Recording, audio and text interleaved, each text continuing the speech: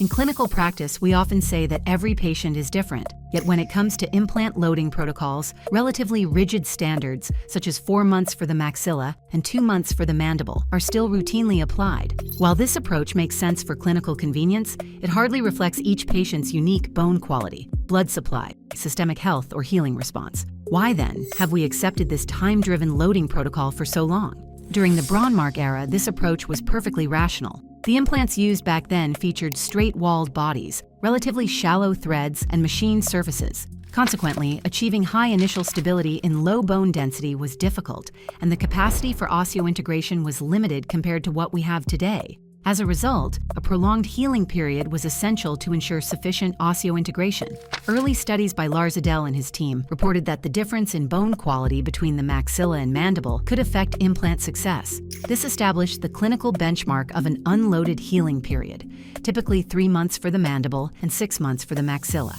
However, over the past 50 years, implant dentistry has advanced in both surface treatment and design. With these continuous breakthroughs, we can now achieve levels of initial stability and rapid osseointegration that were once unimaginable. In 2002, Cochrane et al. Reported high success rates with SLA surface implants after just 6 weeks of healing. This was a critical turning point, proving that advancements in implant surface technology meant a 3 to 6 month healing period was no longer a given. As surfaces and designs continued to evolve, the traditional Braunmark protocol gradually shortened, leading to the widespread clinical adoption of the 4-month maxillary and 2-month mandibular healing protocols. Later, studies by Ottoni and others introduced insertion torque as a key criterion for immediate loading. From this point on, clinicians began shifting their focus from the healing period itself to implant stability. Meredith quantified implant stability using RFA, laying the groundwork for predicting loading timing, while Ostman later applied insertion torque and ISQ to loading decisions.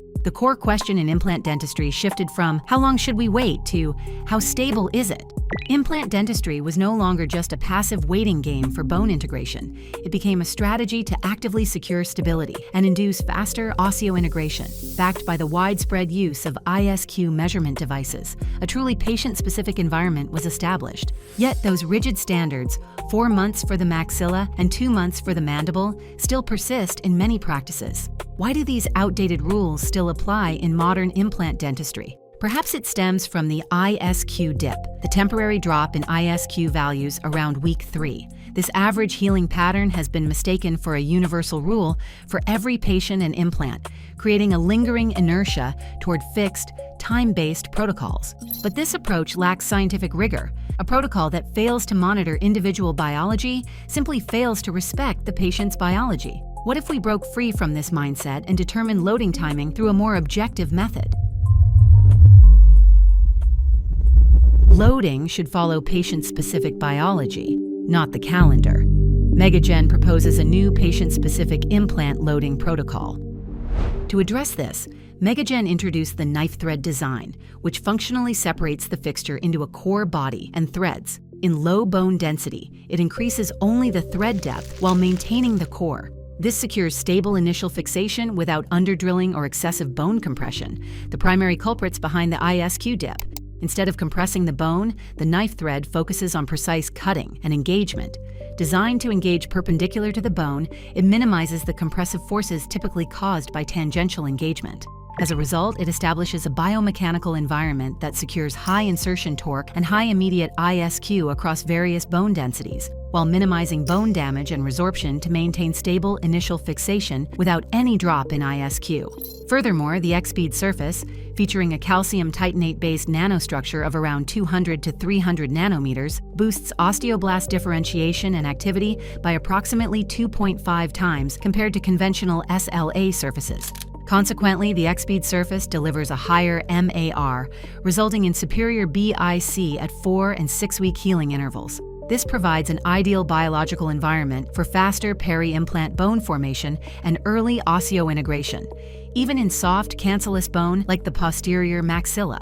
Building this biomechanical and biological environment enables a predictable, biology-driven, accelerated loading protocol. Backed by 14 years of clinical data showing stable or continuously rising ISQ patterns, immediate loading or a 4-week loading protocol is now a reality for many cases. Based on this evidence, MegaGen has systematized its biology-driven accelerated loading protocol. On the day of placement, immediate temporization is possible when the following ITV and ISQ criteria are met.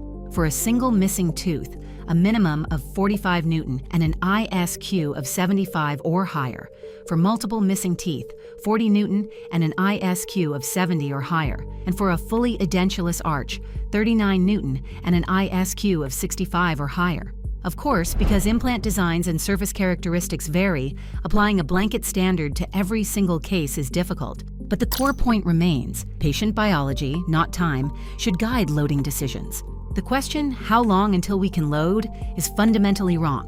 We must consider the patient's bone condition, systemic health, healing response, and the specific implant system, all scientifically determined through active biological monitoring. This shift in mindset will define the next generation of implant loading protocols. Ultimately, clinicians can make effective, scientifically backed decisions while cutting chair time nearly in half. For patients, the unloading period and discomfort are minimized, driving the advancement of technology toward a more predictable realization of immediate function. Loading protocols should not be time-driven. They should be biology-driven. The real question is whether the patient is biologically ready.